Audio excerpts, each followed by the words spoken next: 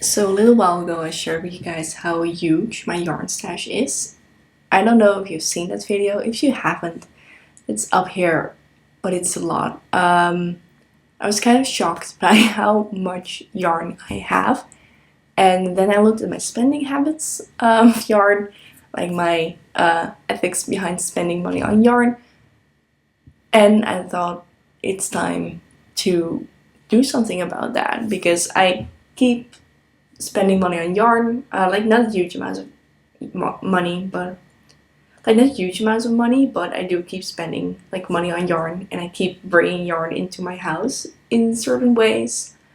That's not great. Well, I love yarn, don't get me wrong, but there is just so much in my house right now, and I don't know how to knit through it, let alone like if I keep adding more yarn, I'm never gonna get through it. So 2024 for me is going to be a low buy year for yarn.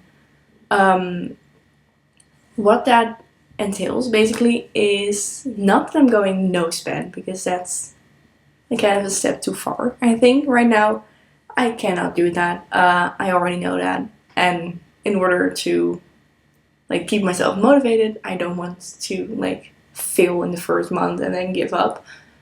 I'm doing a low buy year. I've set up some rules for myself, and I'd really like to share them with you. One, to keep me accountable, first of all, just so you know, you're all aware here of what's going on. And second of all, maybe it inspires you to do the same, to do something different. Maybe you can give me tips if you've ever done something like this before. But yeah, I'm doing a low buy year, which means I am allowed to buy yarn. I'm just not allowed to buy lots of yarn, and I have some rules to keep that into place. First of all, I'd like to start with what I'm wearing, because some of you guys might have seen this a long time ago, like a year ago maybe.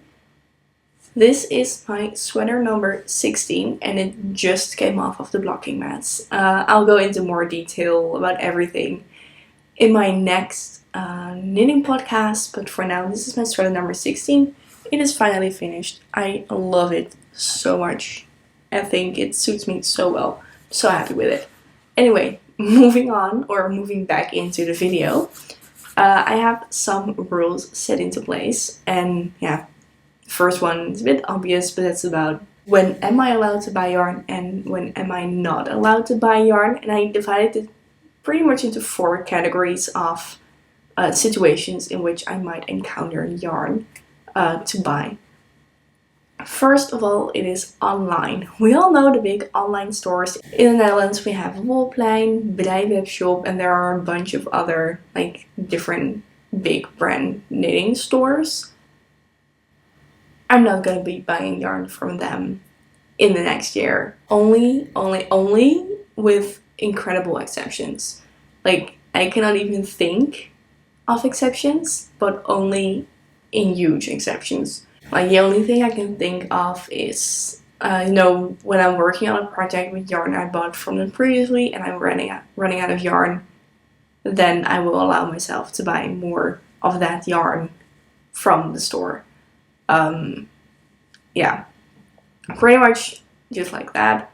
But if it's available anywhere else, I will go there and buy it. But if there's really no other way, and it is for a project that I'm already working on, I can buy from online stores.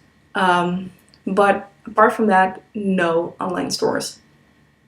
Except, like this was big brand yarn stores, indie yarn stores, like hand-dyed collections and stuff, I can buy from, only if I know what I'm going to be making with it. That's a trap I fell into pretty recently. Fem from Mindful Creators, I love her so much, I love her yarn so much. I bought some stuff from her first collection, and I already knew what I was going to be making with that, well, most of it. I bought 4 skeins, and 3 of them were for a sweater, and then the last one was just for funsies, basically. Not going to be buying yarn for funsies from indie dyers. no matter how cute the yarn is, no matter how exclusive it is, I'm not gonna be buying yarn just for funsies. Like the other yarn I'm playing around right here is this flowy fingering. This is gonna become a sweater. So it was from her first collection, and then the second collection dropped, and there was so much beautiful yarn there. So many incredible colors. And right at the last, I think the last 15 minutes of the pre-order being open, I caved and bought, like, it was one skein of yarn. But I caved and bought one skein of yarn, and that I don't have any projects for. And I love the yarn so much. It still has to come in, but I know I'm going to be loving it so much, and I know I'm going to be finding a project to knit with it. But things like that I'm not going to be doing anymore, hopefully in the next year. So please keep me accountable for that. Then the third way I might encounter yarn is in store. So just your basic local yarn store. There I am allowed to buy yarn, great, but only if I know what the project will be, and I cannot go into a yarn store, find some pretty yarn, then look on Ravelry and see what I want to be making with it, and buy it on the spot. If I do go to a local yarn store, especially if it is like in The Hague where I live or a couple towns over, I am just going to be looking at it in the store, putting it in my brain, going home, looking on Ravelry, thinking about it, and then I might go back and buy it. Not gonna be on my phone in the store frantically trying to find a pattern that works with this yarn and that I want to knit, and then go home and not really be super interested in the pattern anymore. I'm not gonna be doing that in the new year, but I can think about what I want to buy or purchase I want to make, then go to the store and buy some yarn there. Especially if it is on a more special occasion. I sometimes buy yarn when I am on holiday as a souvenir. I might give myself a bit more leeway there, just because it is a special occasion. I want a souvenir skein. Preferably I'd go for a sock yarn. There are one skein of sock yarn. But yeah, I'm not too sure what I'm going to be doing with that, but local yarn stores, this is the way to go.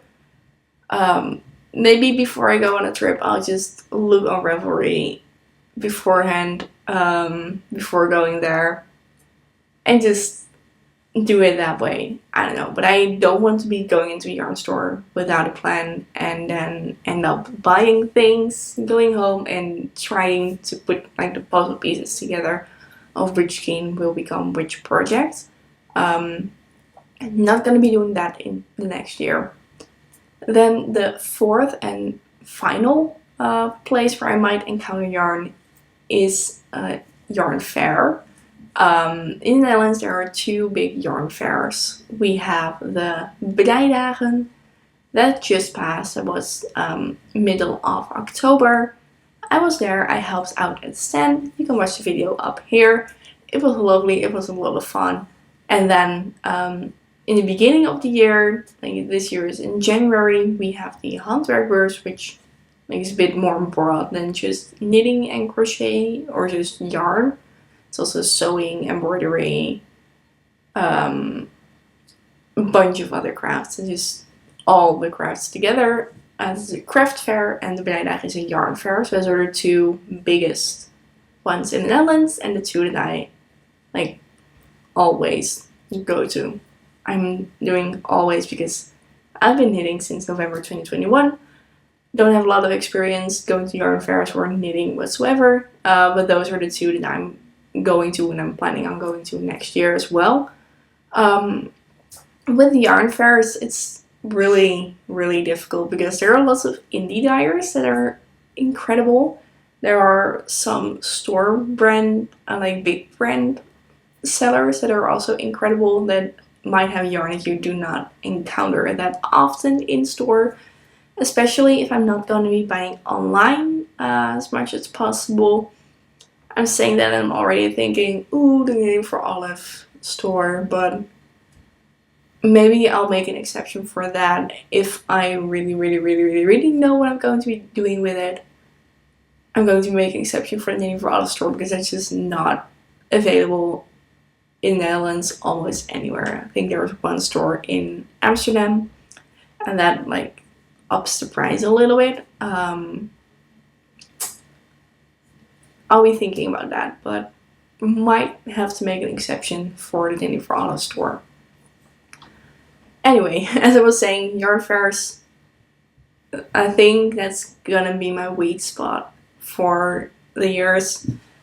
I don't know, I somehow have a feeling of, oh, this is a once in a lifetime thing, and I'm just here to enjoy myself, and I just want to look at pretty yarn and buy pretty yarns, and it's okay, I never do this.